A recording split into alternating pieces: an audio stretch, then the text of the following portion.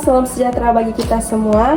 Nah, pada hari ini kami dari kelompok 13 kelas PHK 1 semester 6 dengan anggota saya sendiri Priska Glodia Wiguna dan anggota kelompok saya Salvatore Mardika Retona. Saya Permina Torigas. Saya Lydia Agustina. Nah, kami dari kelompok 13 ini ingin memperkenalkan sebuah gerakan yang membawa harapan nyata bagi masyarakat, yaitu tentang CU Muara Kasih. Nah, dalam video ini kami akan membagikan informasi dan juga pengalaman langsung yang kami peroleh dari salah satu anggota CU Muara Kasih. Nah, selebihnya akan disampaikan oleh teman saya. Baiklah, yang pertama adalah kita harus mengenal dulu apa itu CU. CU atau Credit Union. Dalam hal ini kita akan membahas CU Muara Kasih.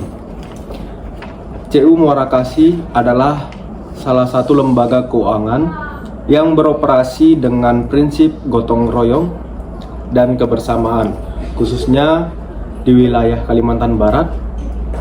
Langsung saja kita akan mengulik apa itu Credit Union. Credit Union atau dalam bahasa Indonesia dikenal sebagai koperasi kredit adalah lembaga keuangan nirlaba yang memiliki dan dioperasikan oleh anggotanya sendiri. Tujuan utamanya bukan mencari keuntungan maksimal, melainkan untuk meningkatkan kesejahteraan ekonomi dan sosial anggotanya. Anggota adalah pemilik sekaligus pengguna layanan. Dana yang terkumpul dari simpanan anggota kemudian dipinjamkan kembali kepada anggota lain yang membutuhkan dengan bunga yang wajar dan bertujuan produktif.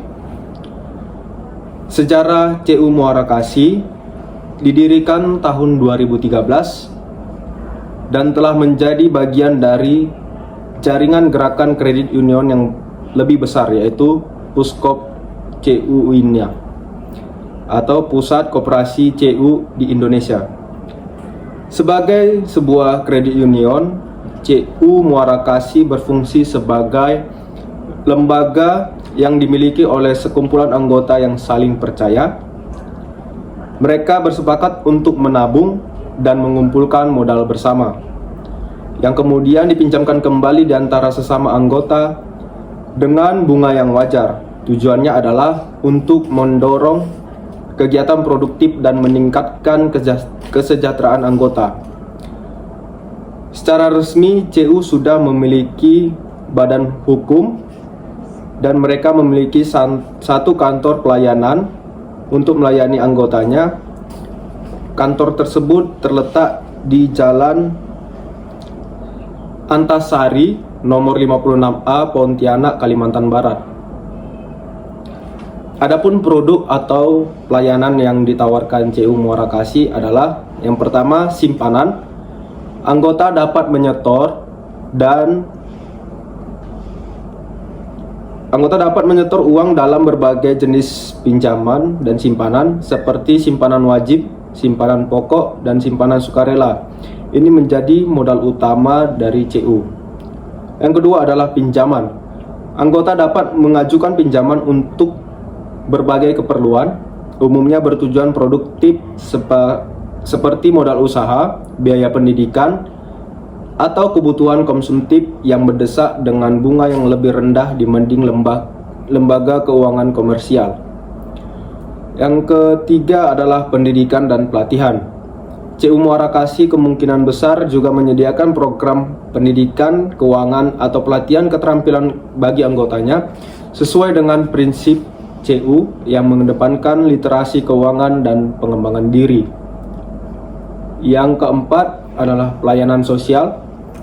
Beberapa CU juga memiliki program pelayanan sosial atau solidaritas antar anggotanya. Yang selanjutnya adalah keuntungan dan manfaat bergabung dengan CU.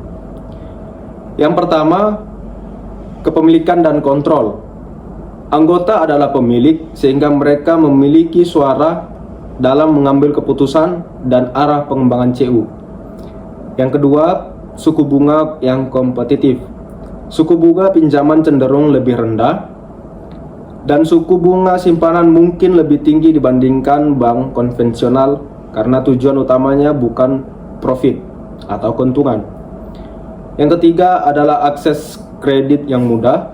Anggota yang aktif menabung biasanya lebih mudah mendapatkan akses untuk meminjam dengan proses yang tidak terlalu rumit.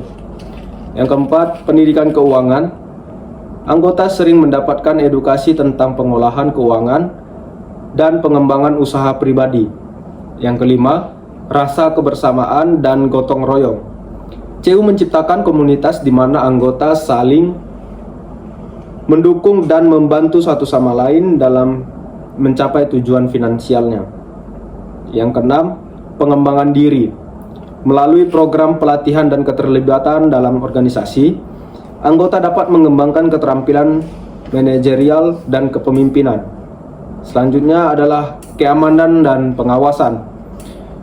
Yang pertama, tadi sudah dibahas di penjelasan awal bahwa CU sudah berbadan hukum dan ada legitimasi atau pengakuan resmi dari pemerintah.